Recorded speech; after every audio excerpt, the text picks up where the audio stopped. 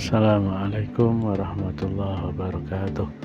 Nama saya Muhammad Ratib, NIM 23811307768, kelas B20 semester 3, mata kuliah pengembangan kurikulum.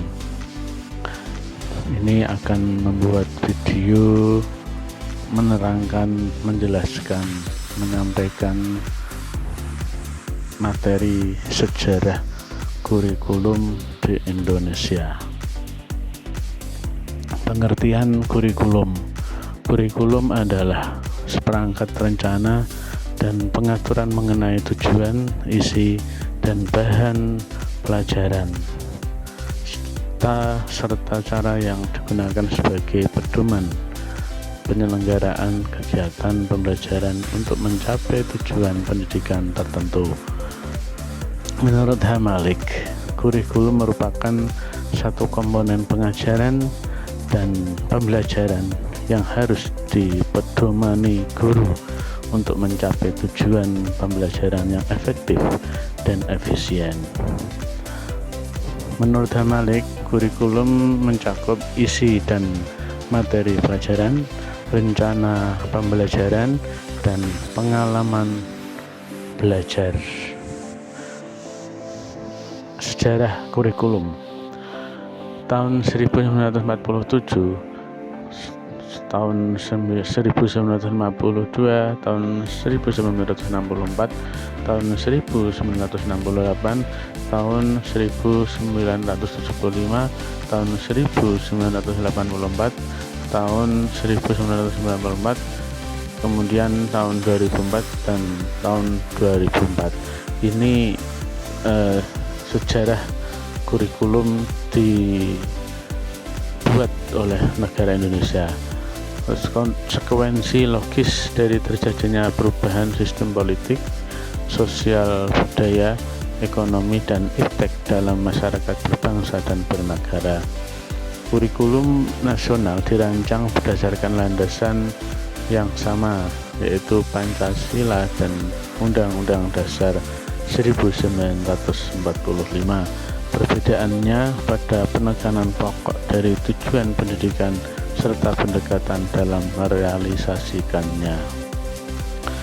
Kurikulum 1968 dan sebelumnya.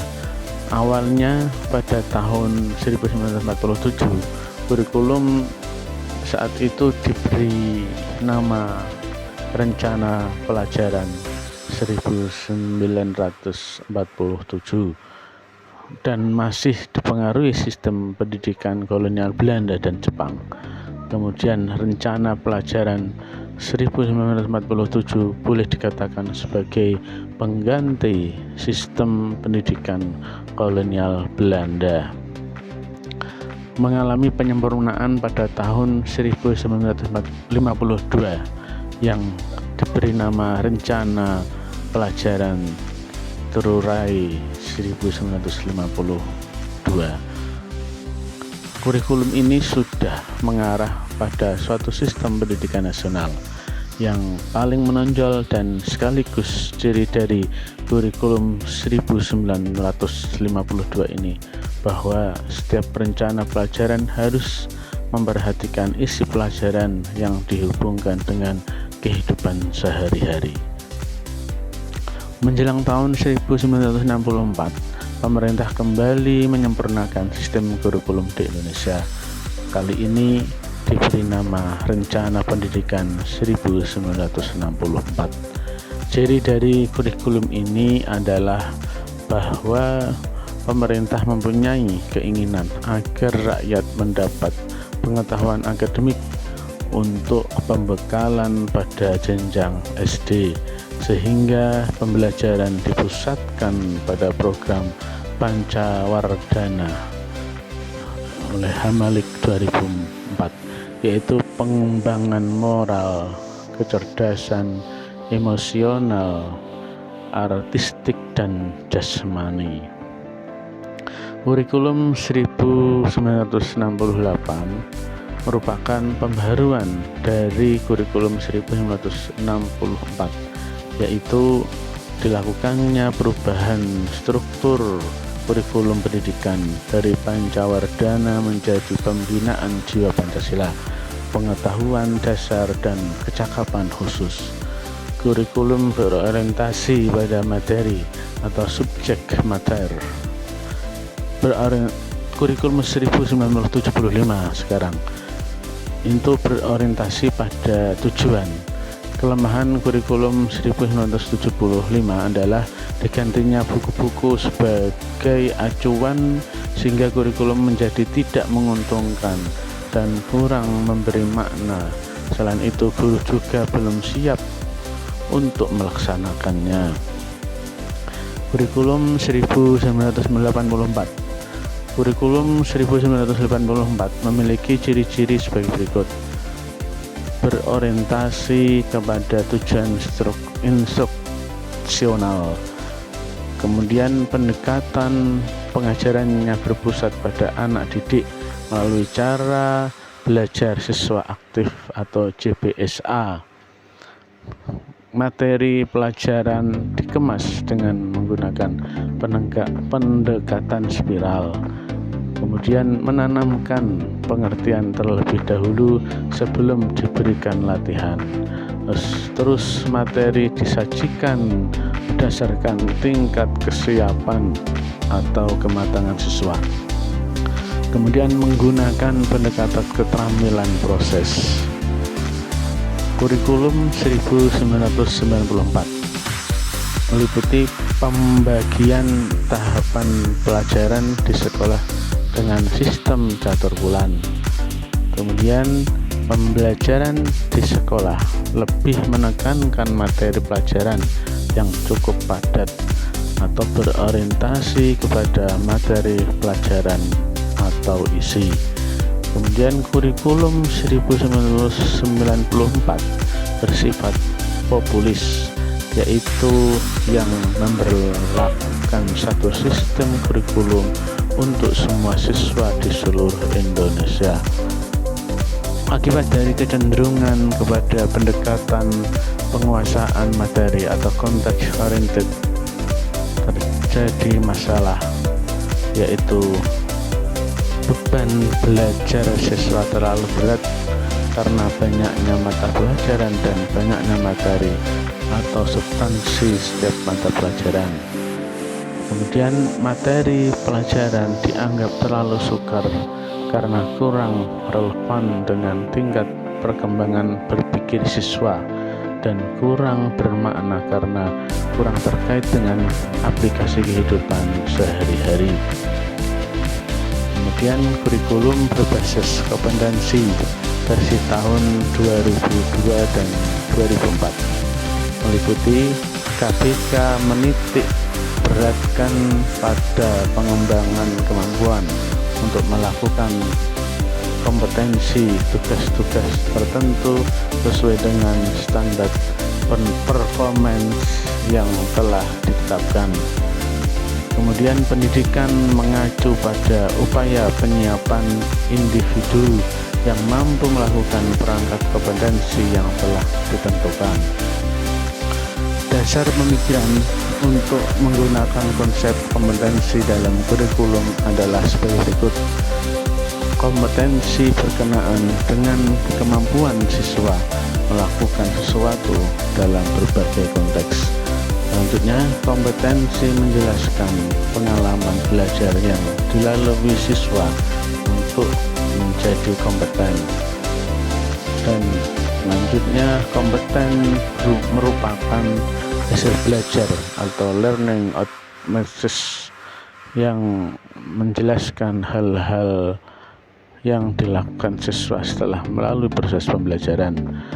Selanjutnya, kehandalan kemampuan siswa melakukan suatu harus didefinisikan secara jelas dan luas dalam suatu standar yang dapat dicapai melalui kinerja yang dapat diukur.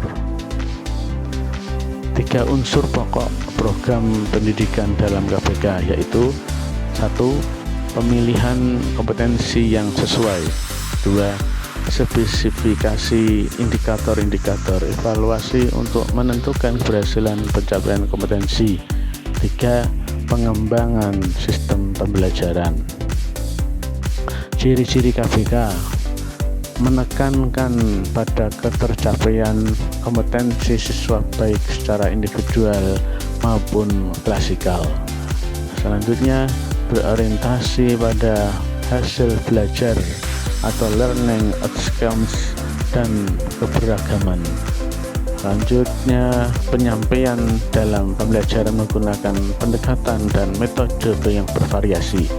Selanjutnya, sumber belajar bukan hanya guru, tapi juga sumber belajar lainnya yang memenuhi unsur edukatif. Selanjutnya, penilaian menekankan pada proses dan hasil belajar dalam upaya penguasaan atau pencapaian suatu kompetensi. Kurikulum berbasis kompetensi versi KTSP atau kurikulum tingkat satuan pendidikan meliputi 1. Esensi, isi, dan arah pengembangan pembelajaran tetap masih bercirikan tercapainya paket-paket kompetensi atau dan bukan pada tuntas tidaknya sebuah subjek materi, yaitu A. Menekankan pada ketercapaian kompetensi siswa baik secara individual maupun klasikal. Selanjutnya, berorientasi pada hasil belajar atau learning outcomes dan keberagaman. Selanjutnya, penyampaian dalam pembelajaran menggunakan pendekatan dan metode yang bervariasi. Selanjutnya, sumber belajar bukan hanya guru, tetapi juga sumber belajar lainnya yang memenuhi unsur edukatif. Selanjutnya, penilaian menekankan pada proses dan hasil belajar dalam upaya penguasaan atau pencapaian suatu kompetensi. Terdapat perbedaan mendasar dibandingkan dengan kurikulum berbasis kompetensi sebelumnya, yaitu versi 2002 dan 2004, bahwa setiap sekolah diberi kewenangan penuh menyusun rencana pendidikannya dengan mengacu pada standar-standar yang telah ditetapkan, mulai dari tujuan, visi misi, struktur, dan muatan kurikulum, beban belajar, kalender pendidikan, hingga pengembangan silabusnya. Komponen-komponen kurikulum. A. Tujuan, yaitu berhubungan dengan arah atau hasil yang diharapkan, mengacu ke arah pencapaian tujuan pendidikan nasional. B. Materi. Isi kurikulum itu menyangkut semua aspek baik yang berhubungan dengan pengetahuan atau materi pelajaran yang biasanya tergambarkan pada isi setiap materi pelajaran yang diberikan maupun aktivitas dan kegiatan siswa. Prinsip-prinsip pengembangan isi kurikulum. Materi kurikulum berupa bahan pembelajaran yang terdiri dari bahan kajian atau topik-topik pelajaran yang dapat dikaji oleh siswa dalam proses belajar dan pembelajaran. Selanjutnya, materi kurikulum mengacu pada pencapaian tujuan masing-masing satuan pendidikan. Selanjutnya, materi kurikulum diarahkan untuk mencapai tujuan pendidikan nasional. Metode berhubungan dengan implementasi kurikulum. Penyusunannya hendaknya berdasarkan analisis tugas yang mengacu pada tujuan kurikulum dan berdasarkan perilaku awal siswa. Selanjutnya, 3 alternatif pendekatan yang dapat digunakan, yaitu pendekatan yang berpusat pada mata pelajaran, pendekatan yang berpusat pada siswa, dan pendekatan yang berorientasi pada kehidupan masyarakat. Evaluasi komponen untuk melihat efektivitas pencapaian tujuan, fungsi untuk mengetahui apakah tujuan yang telah ditetapkan telah tercapai atau belum, atau evaluasi digunakan sebagai umpan balik dalam perbaikan strategi yang ditetapkan. Langkah-langkah yang harus dilakukan dalam menelaah kurikulum: 1. Mengetahui SK dan KD yang telah ditetapkan oleh SNP. 2. Memahami indikator-indikator kegiatan pembelajaran pada RPP yang dibuat oleh guru sesuai komponen kurikulum. 3. Memahami dan mengkritisi keterkaitan antara SK, KD yang ditetapkan BSNP dengan indikator-indikator dan kegiatan pembelajaran yang dibuat oleh guru. 4. Memberikan evaluasi atau pemecahan dari permasalahan tersebut. Demikian penyampaian materi mengenai sejarah kurikulum di Indonesia. Semoga tugas dari UTS ini, mata kuliah pengembangan kurikulum, bermanfaat khususnya pada diri kami sendiri. Dan akhirul kalam, assalamualaikum warahmatullahi wabarakatuh.